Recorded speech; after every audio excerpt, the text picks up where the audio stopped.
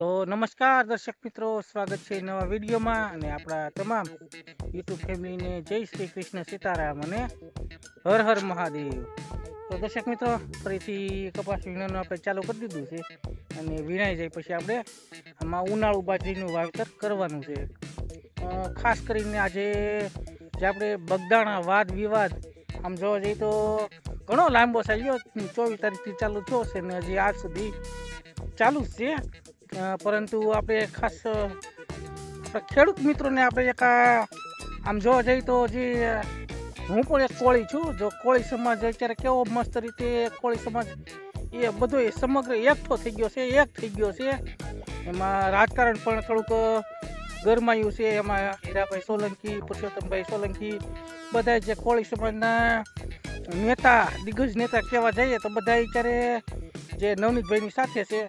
તો આવી જ રીતે જો દર્શક મિત્રો કોળી સમાજ અમારો જે એક થયો છે એવી જ રીતે જો ખેડૂત મિત્રો પણ એક થઈ જાય તો આપણે જો કે પબ્લિક પાવર તો દર્શક મિત્રો આમ જોવા જઈએ તો પબ્લિકનો પાવર એ કોઈ દબાવી શકતું નહીં, પણ મુદ્દો સાચો હોવો જોઈએ. એવી જ રીતે આપણે જે ખેડૂત બધા એક થઈ જઈએ અને આજે આપણા ભાવના મુદ્દા ઘણા, આપણા ખેડૂતના મુદ્દાઓ ઘણા છે. તો જે આ રીતના આપણે એક થઈ જાય ખેડૂત મિત્રો તો આપણે આપણો મુદ્દો જે છે એ આપણે અવાજ ઉઠાવી શકીએ અને ઘણું એમાં આપણે ફાયદો થતો હોય છે. પરંતુ આપણે દર્શક મિત્રો આપણે ખેડૂતને એકતા હજી ખૂબ જ ઓછી છે. તો જેમ કોળી સમાજની જેમ ખેડૂતને પણ જો એકતા હોય તો આપણે સરકાર પણ આપણે જ બનાવીએ છીએ, પછી વોટ પણ આપણે જ દઈએ છીએ, એટલે સરકાર પણ આપણે જ બનાવીએ છીએ. પરંતુ જ્યારે આપણે ખેડૂતનો મુદ્દો આવે ભાવ બાબતનો, કમોસમી વરસાદનો, ત્યારે આપણે ખેડૂતની એકતા નથી ત્યારે. તો જે આ કોળી સમાજ અત્યારે એક કોળી સમાજની એકતા અત્યારે દર્શક મિત્રો વખાણા રેકી છે, કારણ કે કોળી સમાજની એકતા ખૂબ જ સારી છે. આમ જોવા જઈએ તો વાદ વિવાદ તો અત્યારે ઘણો, આપણે બગદાણા વાદ વિવાદ વિશે તો ઝાઝી વાત નથી કરવી. એમાં થોડીક એમાં ચર્ચા કરીએ તો જે માયાભાઈ આહિર છે અને એક પ્રોગ્રામમાં છે કે મેનેજિંગ ટ્રસ્ટી વિશે કંઈક બોલ્યા છે અને નવનીતભાઈ એમને ફોન કર્યો કે આમાં કોઈ ટ્રસ્ટી નથી, મેનેજિંગ ટ્રસ્ટી નથી, બધા ટ્રસ્ટી છે. અને માયાભાઈએ વિડીયો બનાવીને અને માફી માંગી, એમાંથી આ વાદ વિવાદ બધું ચાલુ થયો છે. તો જેવી રીતને અત્યારે વાદ વિવાદ આમ જોવા જઈએ તો વાદ વિવાદ તો આપણે ટાળવો જ જોઈએ દર્શક મિત્રો, કારણ કે વાદ વિવાદ બહુ ઝાઝો સારો નહીં, આમાં રાજકારણ પણ ખૂબ ગરમાયું છે. એવી જ રીતે જો આપણે દર્શક મિત્રો આપણા કપાસ કોઈ પણ ખેડૂતો એમાં જો અવાજ ઉઠાવે, અત્યારે પરેશભાઈ ગોસ્વામીએ થોડોક અવાજ ઉઠાવેલો છે જે ખેડૂતનું દેવું માફ થવું જોઈએ ને એવો બધે વગેરે ચર્ચા. તો આપણે જો એવી રીતના બધા જો દર્શક મિત્રો આપણે એકતા રાખીએ તો ઘણો ફાયદો થતો હોય છે. આપણા ખેડૂતનો કોઈ જો પ્રશ્ન હોય તો એમાં હલ થઈ જતો હોય છે.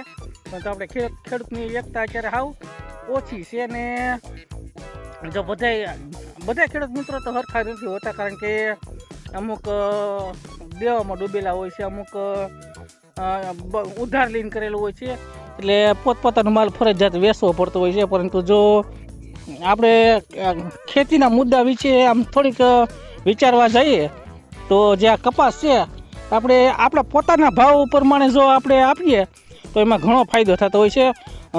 વેપારી કદાચ 1200માં માગીને આપણે કદાચ 1500 માંગતા હોઈએ તો આપણે 1200 માગીએ તો આપણે ન દઈએ તો જો બધા ખેડૂત મિત્રો આ રીતનું કરે, ન દે તો ભાવમાં પણ ઘણો ડિફરન્સ પડતો હોય છે.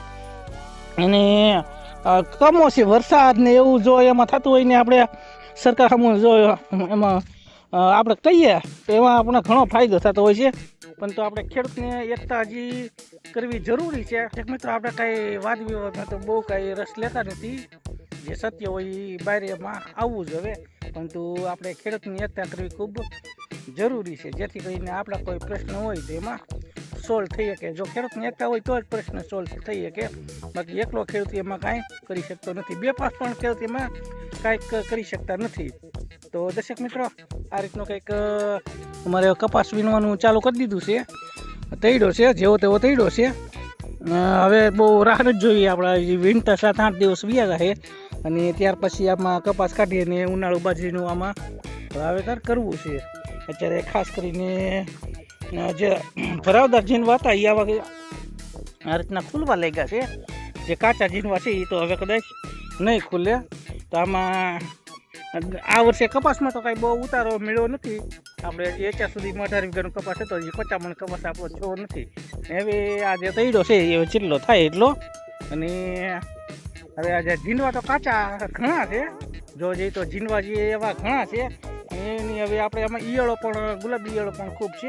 એટલે હવે આપણે તળવાની એમાં રાહ જોવી નથી. ને આવી પૂરી થાય પછી કપાસ કાઢી અને આકલા રીતે એમાં બાજરીનું વાવેતર કરવું છે. બાજરી, થોડાક મગ કરવા છે, થોડાક તલ કરવા છે.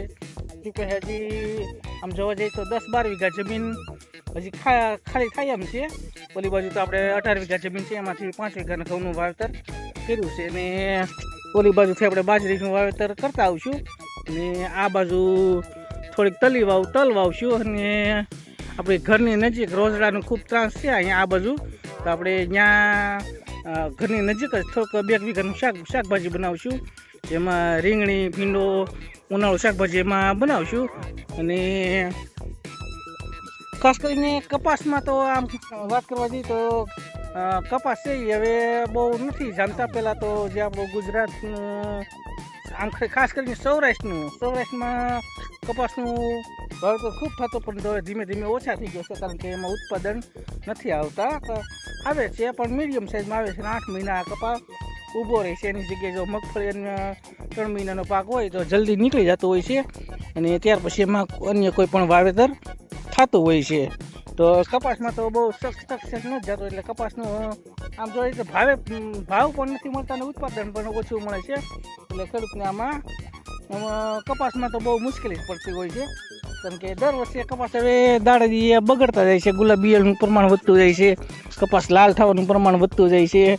ને પહેલાં કપાસ જે છે એ ઉત્પાદન એમાં સારું આવતું, જેથી કરીને ખેડૂતો આપણે સૌરાષ્ટ્રનું મુખ્ય કપાસનું જે વાવેતર છે એ યથાવત રહેતો. પરંતુ હવે ધીમે ધીમે કપાસ ઓછા થતા જાય છે ભાવ ન મળવાના કારણે. અને ઘણી બધી સમસ્યાઓ કપાસ છે. તો કપાસના અત્યારે વાવેતર એના કારણે ઘણું ઓછું થઈ ગયું છે. મારી ગણતરીએ તો 50% કપાસ હવે કટ થઈ ગયો છે. એની જગ્યાએ અન્ય કોઈ જણસી એમાં અન્ય કોઈ પાક એમાં ખેડૂત વાવે છે. ને આપણે પણ આવતા વર્ષે કપાસનું વાવેતર ઓછું કરી નાખવું છે. આપણે જે સમગ્ર 18 વીઘા જમીન છે એમાંથી આપણે અડધો કપાસ અને અડધું અન્ય કોઈ એમાં વાવેતર કરશું. તો દર્શક મિત્રો, આ રીતની જે બગદાનો વાદ વિવાદ છે એમાં જાજુ તો આપણે કાંઈ નથી પડતા, પરંતુ વાદ વિવાદ જોઈ અને ખેડૂત પણ જોઈ રીતના એકતા કરે તો ખૂબ ફાયદો થાય એમ છે. તો મળશું દર્શક મિત્રો ફરીથી નવા વિડીયોમાં. ત્યાં સુધી જય માતાજી, રામ રામ, આવજો.